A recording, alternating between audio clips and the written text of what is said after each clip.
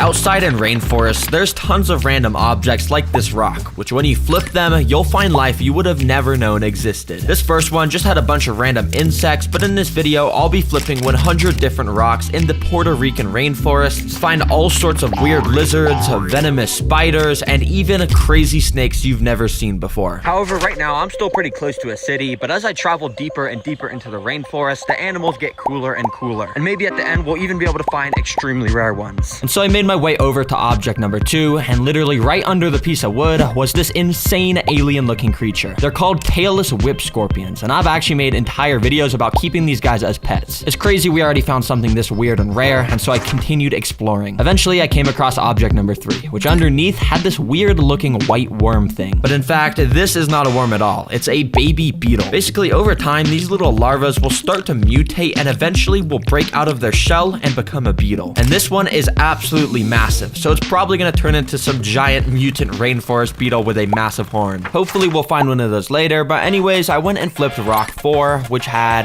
nothing underneath. From now on, I'm not gonna show anything with nothing, so it'll just be constant cool rainforest animals. And that's exactly what I found with rock number 7, because underneath was this weird white thing in a hole. But after moving around the dirt a bit, I realized this was actually a wolf spider's home. And that massive white thing, well, that's its egg sac, and soon it'll hatch into hundreds of mini spiders. You can see the spider mom was super defensive and did not leave the egg sac at all. So I put her home back and kept exploring. Soon after, I came across the next object, which when I tried to flip it, well, it kind of broke apart in my hands. And this happened because if you take a closer look on here, there's tons of these little white bugs crawling all over it. These are termites, which you probably already know eat wood like this. They'll literally just set up their entire colonies inside of these dead logs and just eat them from the inside out. Now, under object number 10, I found the coolest thing so far. Oh shoot, what is that? You see, on the bottom side of the log, I saw this little tail thing poking out from under the bark. At first, I thought it was some sort of worm, but if you look closely, you can see it has a bunch of tiny little scales on it, so it can't be a worm. So there was only one thing to do: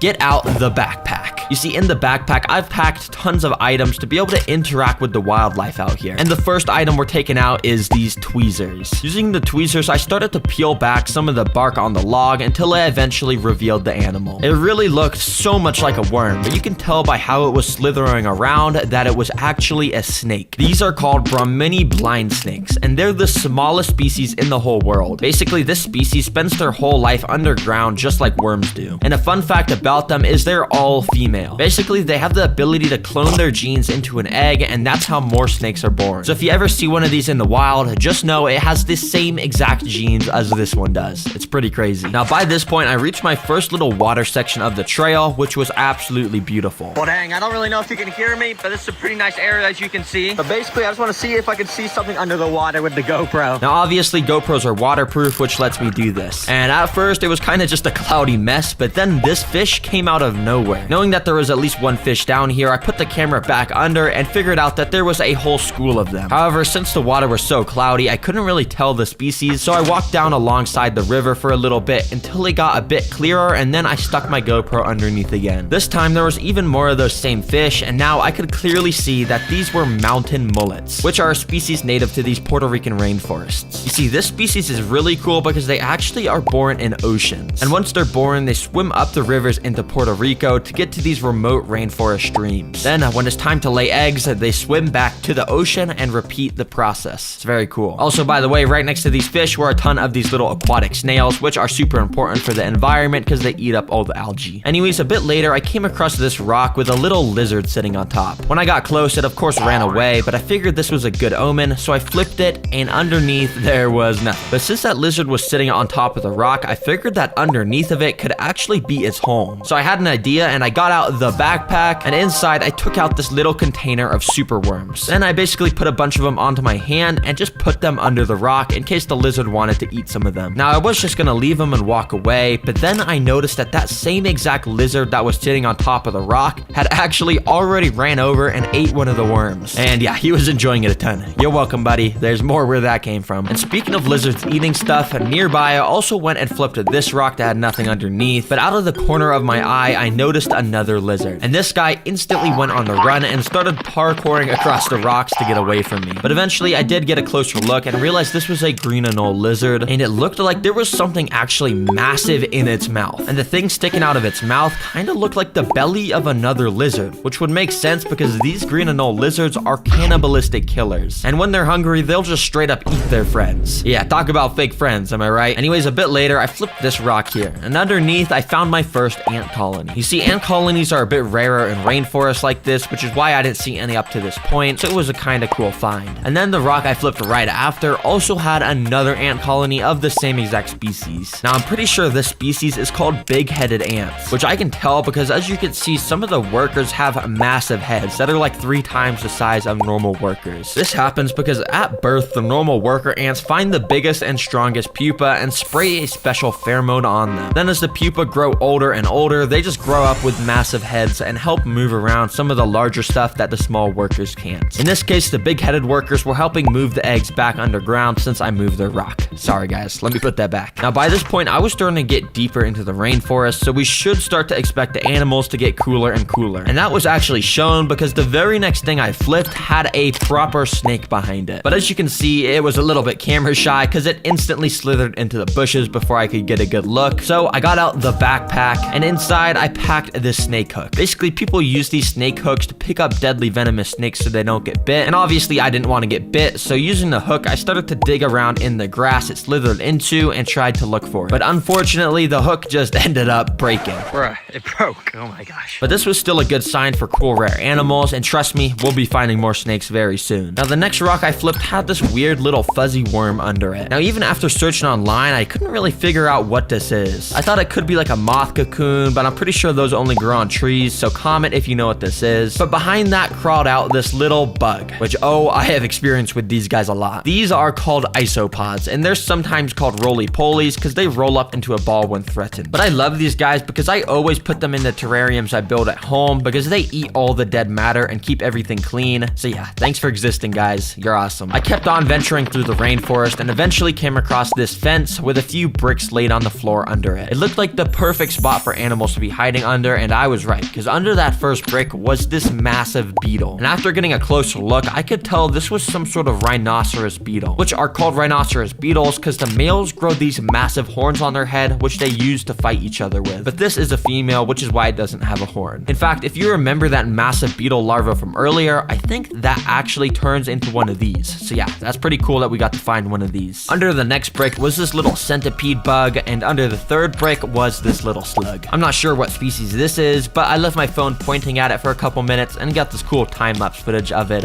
slugging around. Now, as I kept on venturing, I found a cool bug under this rock. At first, I know you can't really see anything, but if I zoom in and highlight this spot here, there's actually a cave cricket right here, which is just super camouflaged. But these guys are cool because they basically have the ability to teleport when they sense danger. Yeah, they really just move so fast that it looks like teleportation. That's pretty crazy. But this next rock I flipped had something I've never seen before. Of course, right there, you can tell that there was a little worm under the dirt, but above and to the left of it was this weird little white thing. I thought at first it could be like a termite or something, but after getting a closer look, I realized it resembled the shape of a worm egg sac. For some reason, I just never thought that worms came out of eggs. But yeah, apparently this is what it looks like when they're born. They just gotta rip their way out of an egg. Dang, that's cool. Now, by this point on the trail, I had gotten to this little section of paved road, and while I was walking on it, I ended up coming across this. Oh shoot, wait, look at this. Oh shoot, it's a snake. Look at that. But if you're wondering why it's not moving and blurred, well, that's because it was actually run over by a car here. Unfortunately, accidents like this are bound to happen on roads, but this is still a good sign for finding more cool animals like this. And thankfully, that's exactly what I found as I made it back to the trail. You see, the first rock I flipped, I saw a little burrow underneath, but I didn't even realize that there was something sitting on the rock I was grabbing. Oh my gosh. Oh, I did not see that. Hold on, there's a hairy spider camouflaged on this rock right now. This is actually a Puerto Rican tarantula, and they're extremely rare to just find out in the open in the day like this. Yeah, they usually spend their entire days underground in some sort of burrow. For this tarantula, I had to get out the backpack, and from inside, I once again pulled out this container of super worms. Then, using some tweezers, I basically just started to wave around the worms in front of the tarantula's face to see if he'd eat them.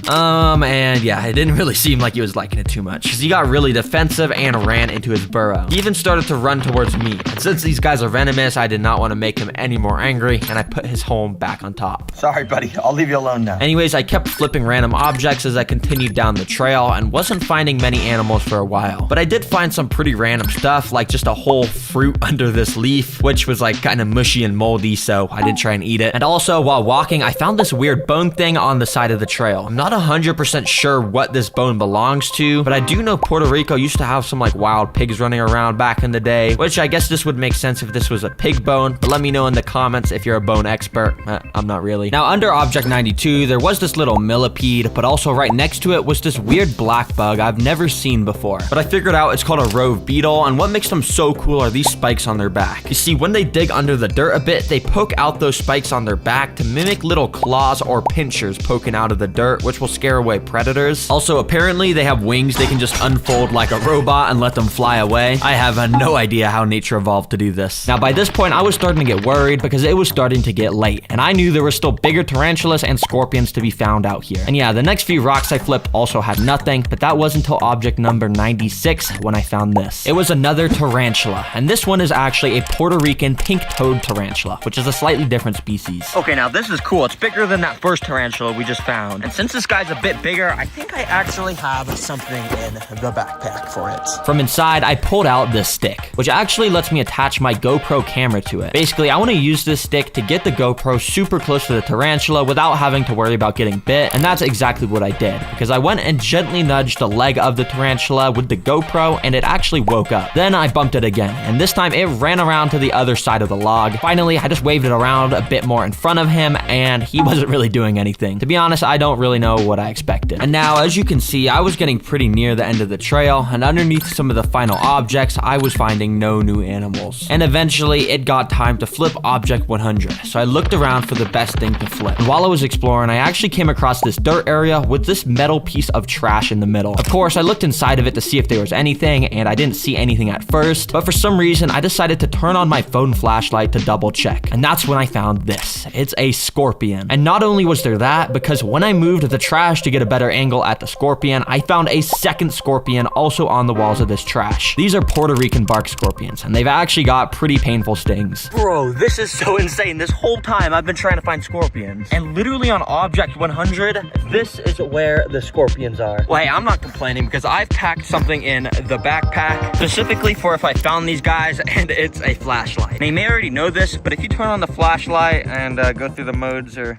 something, eventually it'll turn blue or purple, as you can see. And now if we go and shine this inside of here, look at that. Scorpions are able to glow in the dark. And that's how you know these are real scorpions, everybody. If you saw my last video about rock flipping, you know this is the same exact way it ended, because I had found scorpions on one of the last objects and made them glow in the dark, which it's kind of poetic in a way that it ended the same way. Well, hey, I guess that's rock 100. We're done. But to celebrate, I actually have one last thing, baby. You see, in this backpack, I've packed the new Terra Green merch. Check this out. As of today, you can now get this cool new design with so much cool stuff. It's basically got the animals from all my videos. So a two-headed snake, a turtle, Pac-Man frogs, archer fish, piranhas, axolotl, real dragon, chameleon, you name it. We literally got everything, even scorpions. And with it, we're even dropping a completely new sticker pack collection. So seriously, if you just want to show everyone you know you're a part of this community, you can buy this shirt, and it would mean a lot because that will support the channel, of course. Oh, guys, that was 100 rock flips in a rainforest. Hope you liked it. Make sure to subscribe if you're not, because if you do subscribe, then YouTube will recommend you more videos like this. So, good. Thanks for watching. Goodbye.